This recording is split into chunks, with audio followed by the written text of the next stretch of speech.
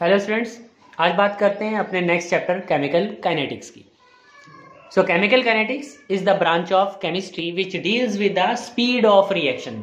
यहाँ एक word use किया गया केमिकल काइनेटिक्स। काइनेटिक्स का मीनिंग होता है मूवमेंट, तो स्पीड की बात कर रहे हैं हम वहां पर, speed of chemical reactions and the mechanism by which the reaction proceed. और जो रिएक्शंस है वहां पर वो किस तरह से प्रोसीड करती है। मैकेनिज्म की अगर हम बात करें, मैकेनिज्म का मीनिंग है कि रिएक्टेंट से प्रोडक्ट तक जाने के टाइम पर जो रिएक्शन है उसमें किस टाइप से चेंजेस आते हैं, किस टाइप से वो प्रोसीड करती है, कौन सा पाथ वे है उसका, जाने का कौन सा रास्ता है, किस तरह से जाती है, कौन है जो रिएक्शन के अंदर पार्टिसिपेट वहां पर कर रहा होता है, तो वो मैकेनिज्म है हमारे पास। So the branch of chemistry which deals with the speed of chemical reactions and the mechanism by which the reaction proceed. तो ये केमिकल काइनेटिक्स हमारे पास है। जैसे एग्जांपल हमने यहाँ पर 3 एग्जांपल चूज कर लिए कि अगर रिएक्शंस की हम बात करें तो रिएक्शंस को 3 तरह से हम कैटेगराइज कर सकते हैं। 3 पार्ट्स में हम उन रिएक्शंस को डिवाइड कर सकते हैं। फर्स्ट टाइप हमारे पास हो गया फास्ट रिएक्शन, सेकंड स्लो हमने कहा, and third one the reactions which are proceeding by the moderate rate. ठीक है, ना तो ज्यादा फास्ट है और ना ही ज्यादा स्लो। तो सबसे पहले अगर बात करें फास्ट रिएक्शंस की, तो यहां जो हमने एग्जांपल चूज किया that is of silver nitrate. हमने एक्वस सॉल्यूशन यूज किया है सिल्वर नाइट्रेट का with aqueous solution of sodium chloride.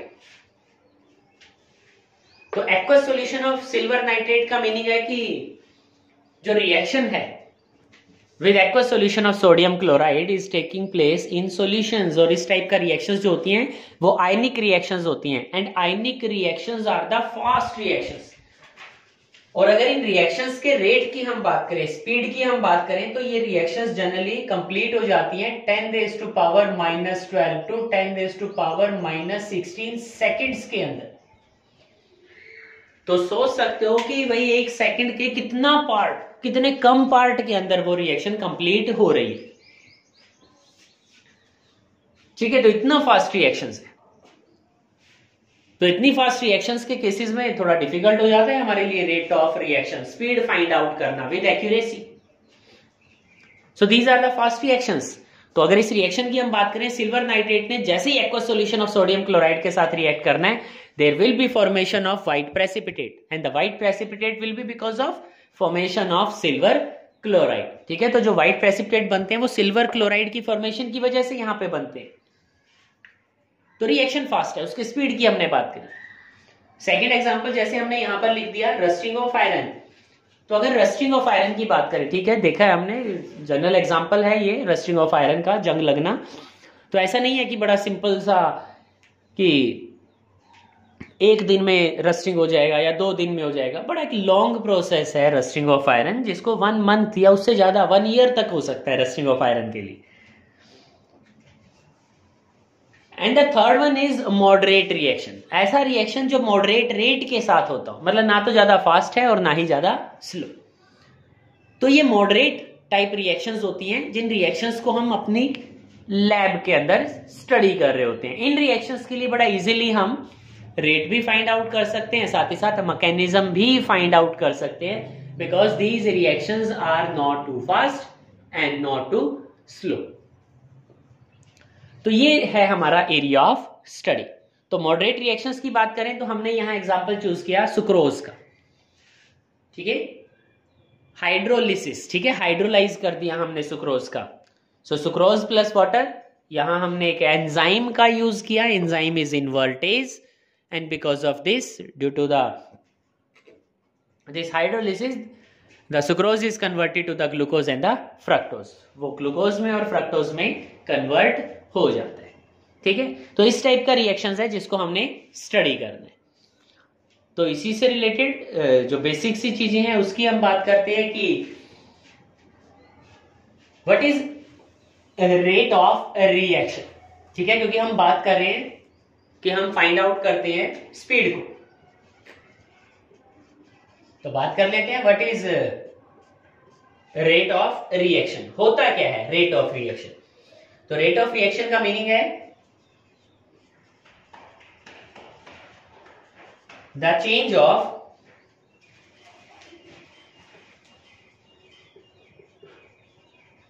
reactant or formation of product with respect to time. ठीक है, ठीक है। तो रेट ऑफ रिएक्शन क्या हो सकता है? चेंज ऑफ रिएक्टेंट, रिएक्टेंट का प्रोडक्ट में कन्वर्ट होना। अगर हम बात करें किसी रिएक्शन की, तो रिएक्शन के अंदर इन द स्टार्टिंग जो रिएक्टेंट हमारे पास है वो एक्सेस के अंदर प्रेजेंट होता है। जैसे जैसे रिएक्शन प्रोसीड करेगी, रिएक्टेंट धीरे धीरे कम होता चला जाएगा और प्रोडक्ट एक्सेस में होता चला जाएगा हमारे पास। ठीक है, ऑलरेडी इन चीजों का हमें पता है, ऑलरेडी हमने इन चीजों को डिस्कस भी किया।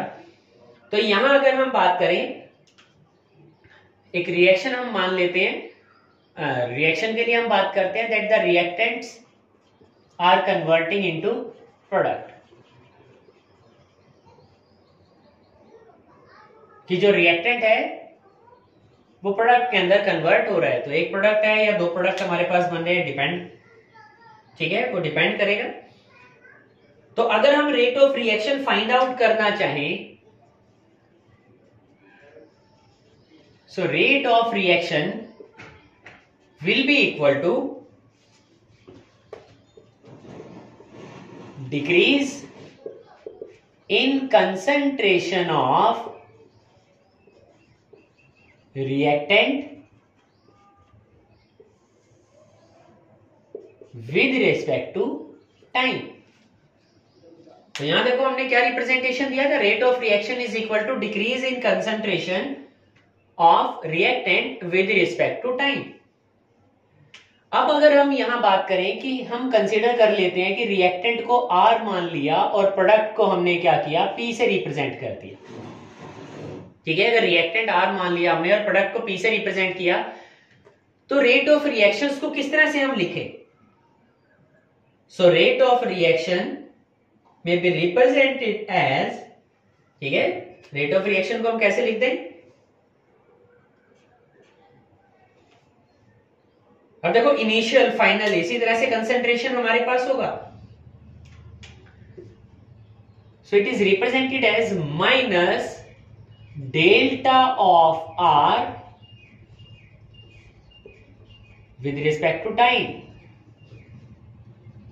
ठीक है, the rate of reaction may be defined as decrease in concentration of reactant with respect to time. और हमने कहा जब कंसेंट्रेशन में चेंज आएगा रिएक्टेंट की, इसका मतलब है हमारे पास इनिशियली रिएक्टेंट का कंसेंट्रेशन कुछ और था, फाइनली उसका कुछ और है। चेंज इन कंसेंट्रेशन क्या होगा? Final minus initial. So we will get the value as delta R। ध्यान रखना, जब हम रिप्रेजेंट करते हैं कंसेंट्रेशन को तो हम हमेशा ही स्क्वायर ब्रैकेट के अंदर लिखते हैं। वैसे +1 क्लास के अंदर इक्विलिब्रियम चैप्टर के अंदर हमने इन सारी चीजों को स्टडी किया है कि concentrations can be represented in square brackets. ठीक है, तो कंसेंट्रेशन को हमेशा ही स्क्वायर ब्रैकेट्स के अंदर रिप्रेजेंट करते हैं। इसी तरह से अगर हम rate of reaction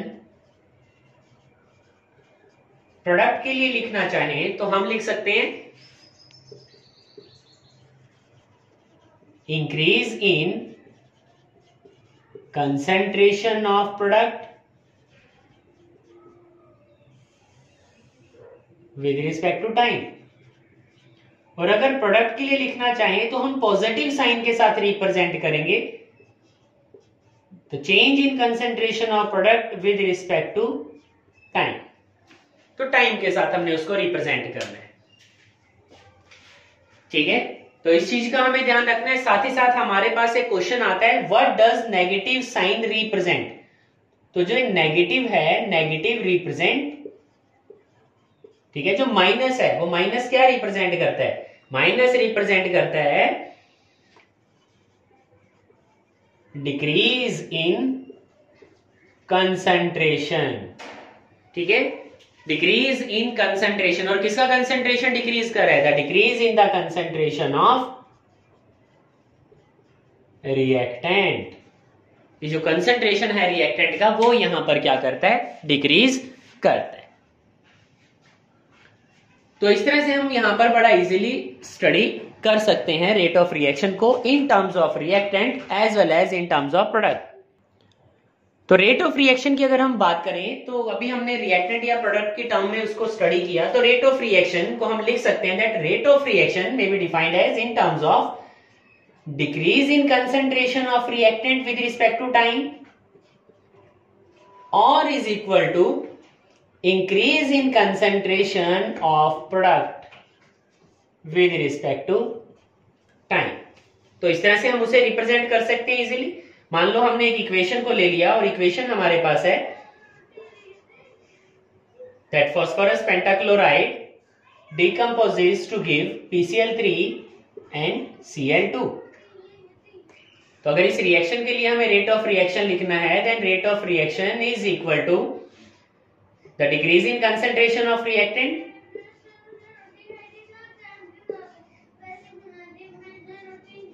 with respect to time. ये दोनों रिएक्टेंट है, so increase in the concentration of PCl3 with respect to time and is equal to plus again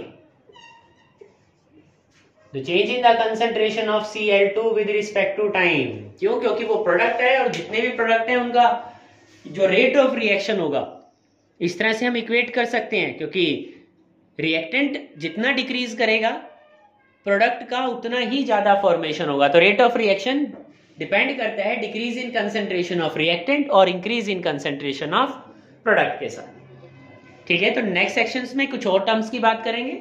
आज सिर्फ इतनी ही टर्म्स की हम बात करते हैं। Okay students, thank you.